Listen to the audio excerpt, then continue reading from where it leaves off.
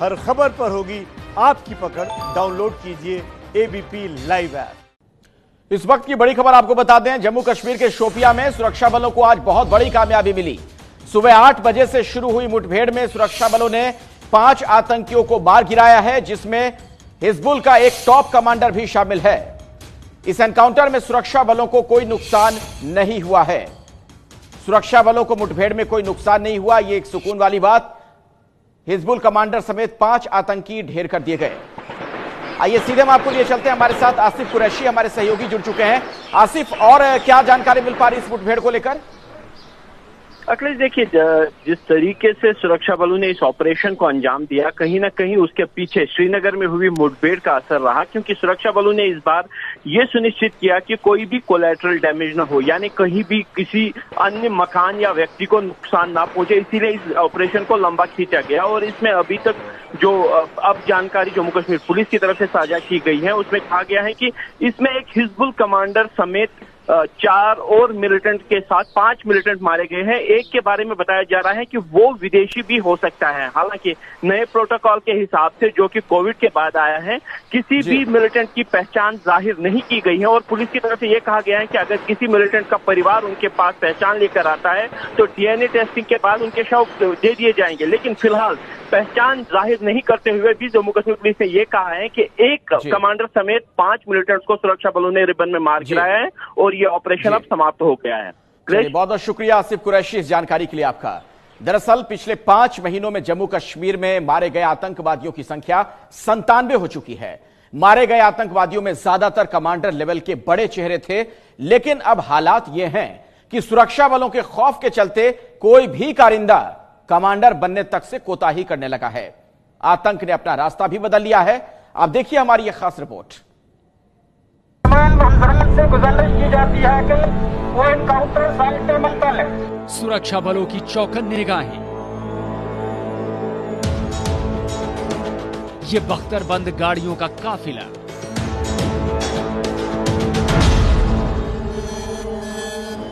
ये शो आतंक के साथ दो हाथ करने वाले जांबाज सुरक्षा बलों की।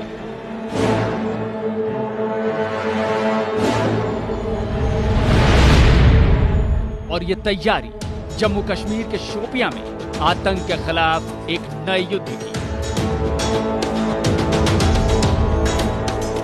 ये जम्मू कश्मीर है, यहां पर हिंसा और उसके खिलाफ कार्रवाई यहां बेहद आम है।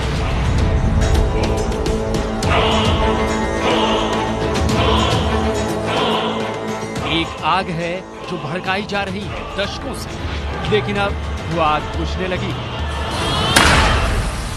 पिछले साल 5 अगस्त को जम्मू कश्मीर में धारा 370 हटाए जाने के बाद ये आशंका थी कि अब जम्मू कश्मीर में सक्रिय मिलिटेंट अपनी कार्रवाई तेज करके घाटी में ऐसा कुछ करेंगे जिससे देश परेशान हो जाएगा।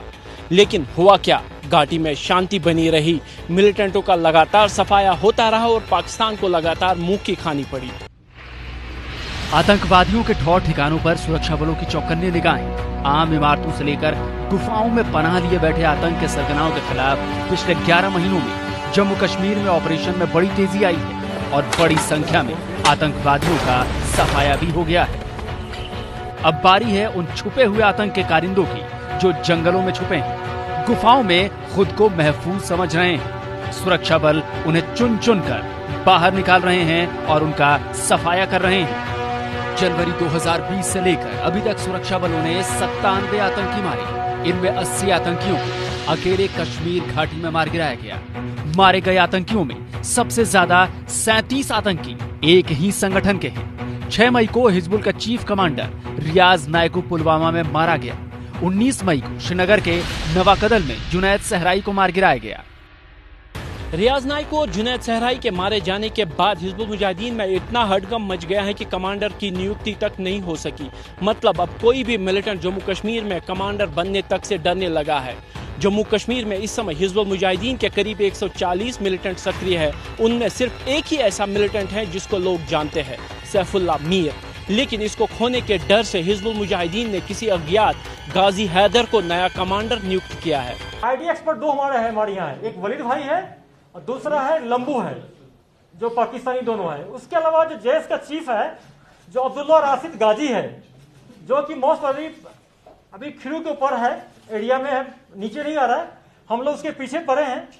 जैस ऐसा तंजीम है जो अपने चीफ को ज्यादा एक्सपोज नहीं करता है, लेकिन हम लोग को अपना जो सोर्सेस है फील्ड में उसके हिसाब से पता कि अब्दुल्ला राशिद गाजी इसके चीफ है और उसको हम लोग पीछे पड़े हैं।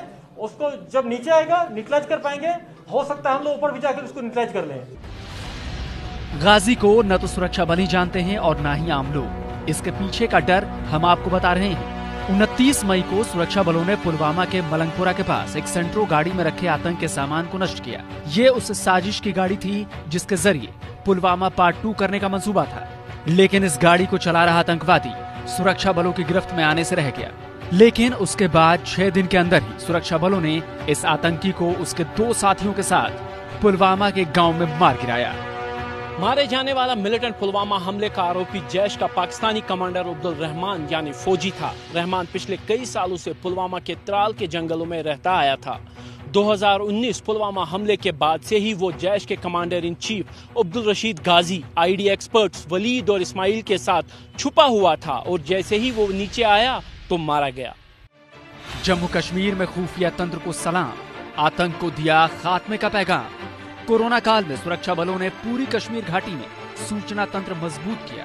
हर संगठन के कमांडर को निशाना बनाया गया। सुरक्षा तंत्र इतना सक्रिय है कि आतंकी घटना के कुछ ही समय के अंदर उसके दोषियों को निपटाया जा रहा है। हालत यह है कि अब आतंकवादी मोबाइल फोन ऑन करने से भी डर रहे हैं कि कहीं उनकी लोकेशन सुरक्षा बलों को न मिल जाए। अब तो कोई नया युवा आतंकी बने उससे पहले ही सुरक्षा बलों के वो हत्थे चढ़ जा रहा है। जम्मू कश्मीर पुलिस ने मार्च से अब तक 135 ऐसे ओवरग्राउंड वर्कर को गिरफ्तार किया जो आतंक की राह पर चल पड़े थे। इसका नतीजा ये है कि आज आतंक खत्म होने की कगार पर है। साल 2020 जिन मिलिटेंट कमांडरों का काल लेकर आया उनमें सबसे पहले मारा गया जैश का कमांडर कारी यासिर, जिसको पुलवामा के त्राल में मार गिराया गया। उसके बाद अंसार गजवतुल हिंद का चीफ कमांडर बुरहान कोका सुरक्षा बलों के हाथ चढ़ा। इसके बाद एक ही महीने में लश्कर का उत्तरी कश्मीर का कमांडर हैदर और फिर हिजबुल मुजाहिदीन का कमांडर रियाज नाइको और फिर पोस्टर बॉय जुनैद सहराई का काम भी तमाम हुआ। अब पाकिस्तान में बैठे आतंकवादी सरगना बौखला गए हैं। अब पाकिस्तान से घुसपैठ बढ़ाने की नई राह चुनी गई, जिसके बाद सुरक्षा बलों को बड़ी कीमत भी चुकानी पड़ी। कुपवाड़ा और हंदवाड़ा में घुसपैठियों के खिलाफ हुए 2 ऑपरेशन में सुरक्षा बलों के 10 लोग शहीद हुए, जिनमें कई अफसर और स्पेशल फोर्स के कमांडो भी शामिल थे। नुकसान तो हुआ, लेकिन घुसपैठ पूरी तरह रोक दी गई। अब बौखलाए पाकिस्तान ने जम्मू और पंजाब के नए रास्तों से मिलिटेंटों की घुसपैठ और उनके लिए हथियार और गोला बारूद की सप्लाई करने का काम शुरू किया है।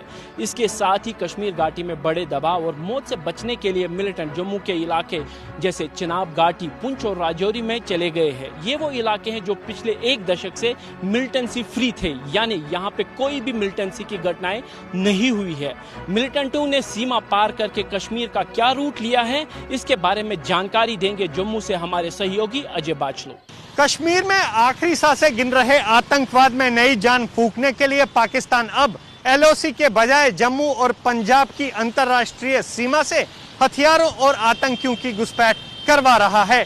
इन आतंकियों को विभिन्न आतंकी संगठन फिर ट्रक्स के जरिए कश्मीर पहुंचाते हैं। 13 सितंबर 2019 को कठुआ में जम्मू पुलिस ने जैश ए मोहम्मद के 3 आतंकियों को ट्रक में ले जा रहे हथियारों के साथ गिरफ्तार किया, जबकि इसी साल 31 जनवरी को जम्मू के नगरोटा में ट्रक में कश्मीर जा रहे 3 जैश ए मोहम्मद के आतंकियों को सुरक्षा बलों ने मार गिराया, जबकि 3 अन्य को गिरफ्तार किया। तो इनके जो आका हैं बाहर, जो पाकिस्तान और आईएसआई, तो उन्होंने एक तजवीज और एक चाल नई इजाद की। पहला कि अगर यहां से इन्फिल्ट्रेशन नहीं हो सकती है तो हम और कहीं से कराएं, क्योंकि हमको आग को सुलगा के रखना है। तो जो जम्मू कश्मीर का सांबा, कठुआ नीचे वाला इलाका था, यहां से इन्फिल्ट्रेशन कराने की कराई उन्होंने, साथ में पंजाब से भी कराई। आपने देखा होगा कि पहले भी न्यूज आती रही कि ट्रकों के बीच में मिलिटेंट्स पकड़े गए, हथियार पकड़े गए, तो उस साइड से उन्होंने किया। साथ में उन्होंने जितने हाईवेज थे उसके ऊपर में उन्होंने अटैक किया, ताकि हमारा जो पॉइंट है, जो हमारा फोकस है, यहां पर आ जाए। जम्मू कश्मीर में आतंक को जो नया स्वरूप पाकिस्तान दे रहा है, उसमें सबसे महत्वपूर्ण भूमिका उन 1.5 दर्जन नदी नालों की है जो जम्मू, सांबा और कठुआ से होते हुए सीधा अंतर्राष्ट्रीय सीमा पार करते हुए पाकिस्तान में जाते हैं। हम दरअसल जम्मू में बह रहे एक ऐसे ही नाले में हैं जो सीधा पाकिस्तान जाता है।